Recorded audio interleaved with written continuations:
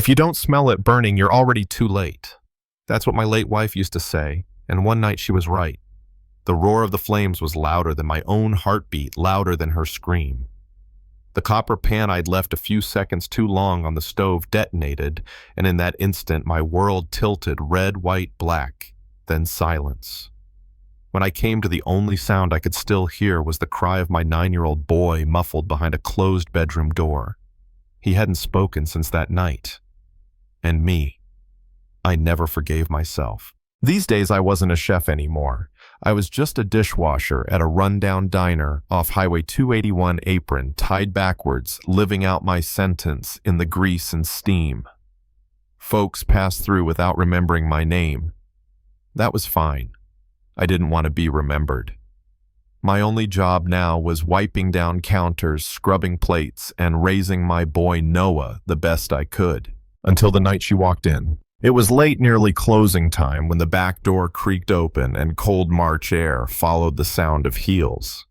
She didn't walk into places, she cut through them. Her name was Victoria Hale, CEO of a heritage restaurant group downtown, the type of woman who dressed like she owned the streetlights. She asked for something quick, hot, real. Jimmy, the owner, just grunted. Kitchen's closed. She turned to leave, but then she saw Noah curled up in the corner booth with the little lunchbox I'd packed that morning. "What's that?" she asked. I told her softly, his dinner. Pork shoulder cider glaze fennel. She leaned closer, almost against her will, like the smell had hooked her. She blinked, and for the first time her sharp voice faltered. "That's my mother's kitchen. Haven't thought about that taste in years." Her eyes snapped to me. "Did you make this?" I nodded once. "Then cook for me. I'll pay." I shook my head. "It's not on the menu." She smirked. "I'm not asking for the menu. I'm asking for you." Then she laid a business card on the prep counter smooth like a chess move. Victoria Hale, CEO of Heirloom Kitchen Group. Trial tomorrow. One dish. No cameras, no rules. Just show me who you are. I should have said no. Should have stayed in the shadows. But the way Noah looked at me, eyes wide, waiting. How could I say no? The next morning, I stood inside the flagship kitchen of Heirloom Houston, a place gleaming like a museum. Brass rails, polished white jackets starched and hanging like armor. I didn't put one on. My denim jacket was enough. That's when a tall man with a soldier's posture crossed his arms and stared me down. His name tag read, Grant Mercer, head chef. But his eyes didn't need a nameplate. "Dish pit's downstairs," he sneered. "I'm not here to wash dishes," I replied. He laughed sharp like broken glass. "Then today's going to get interesting." Before I could answer, Victoria's heels echoed across the marble. She didn't walk. She arrived. "Gentlemen," she said, nodding toward an empty station. She handed me a clean apron and a card with 4 words. "One dish. Make it matter." Grant leaned over to another cook and scoffed loud enough for me to hear. "Seriously, tomato soup. This is the flagship, not Grandma's retirement home." I ignored him. I blistered the overripe tomatoes no one bothered with, simmered them down with garlic and thyme, toasted stale sourdough, not for texture, but for memory. No garnish, no drizzle, just depth. When Victoria tasted it, the room went silent. Her hand trembled slightly as she set the spoon down. "My father used to make this before the investors, before everything. No one's cooked like this for me in years." Grant rolled his eyes. "It's soup." She looked right at him. "No, it's a story." Then she turned to me. "Where'd you learn that?" I met her gaze. I didn't. I remembered it. That was the first time I saw her armor crack. She hired me that day, but she added one warning. "If you walk back into my kitchen, the past stays at the door." I wanted to believe her, but ghosts don't stay outside. They follow you in. Weeks passed. I stayed quiet, kept my head down, cooking like a man trying not to exist. But one night, everything changed. Word spread that Elliot Gray, a food critic feared from New York to San Francisco, had slipped into our dining room. His reviews killed restaurants overnight. Grant was itching to impress him with a dry-aged ribeye sauce smoked with marrow butter. I glanced at Victoria.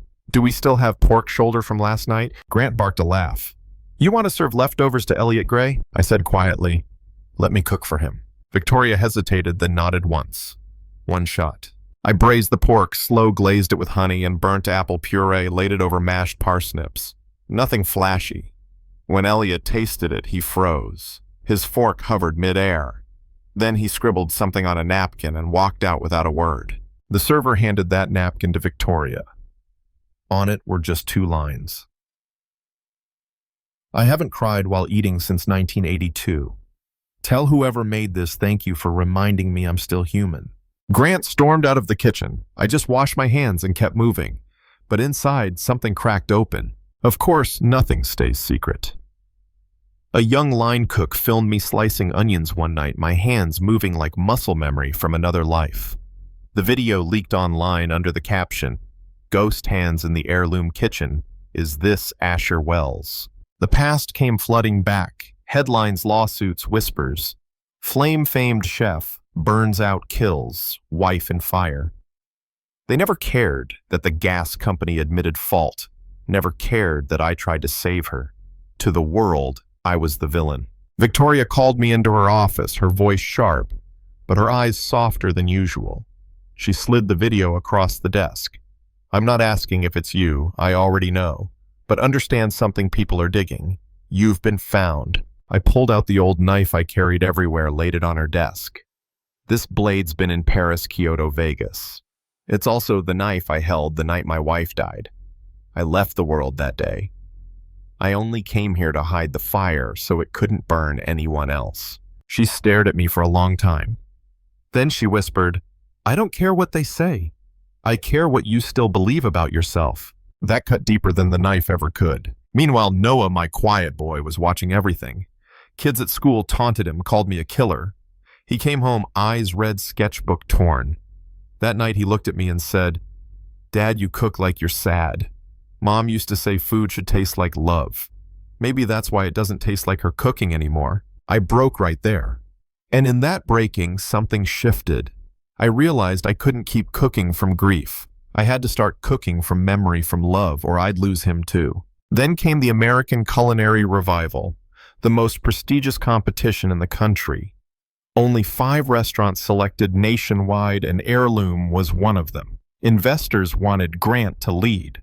Victoria stood in front of the board and said, no, Asher Wells will represent us. The room erupted. You want a washed-up ghost to carry our legacy? One man shouted. Grant sneered, this is suicide. Victoria didn't flinch. You cook to impress. He cooks to heal. Right now, that's what the world needs. The pressure was insane. Lights, cameras, critics watching every move. The semi-final theme was origins. I planned to cook short ribs with root vegetables, my mother's survival dish when the rent was late. But when I reached for the carrots, they were gone. Sabotage. Grant smirked across the station. I nearly snapped. But then I saw Noah in the gallery clutching his sketchbook. Olivia, one of the cooks, slipped me a folded page he'd drawn.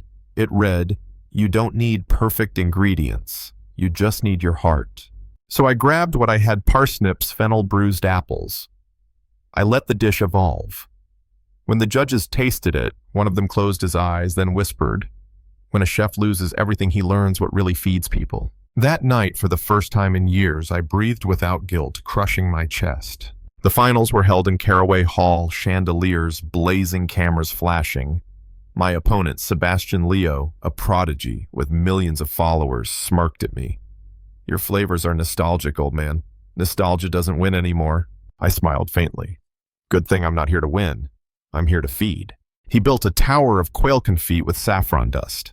It looked like art. I cooked pork shoulder simmered in garlic and onions, cornbread in a cast iron skillet, the same way my mother made when the snow trapped us inside. Simple, honest human. The judges didn't deliberate. They didn't need to. Real chefs aren't performers, one said. They're healers. What you served wasn't a dish, it was a memory given back. Applause thundered. But I didn't raise the trophy. Instead, I told the crowd I didn't come here to win. I came because a little boy reminded me love tastes like something. And I'm donating every cent of this to start a culinary school for the forgotten, the ones like me.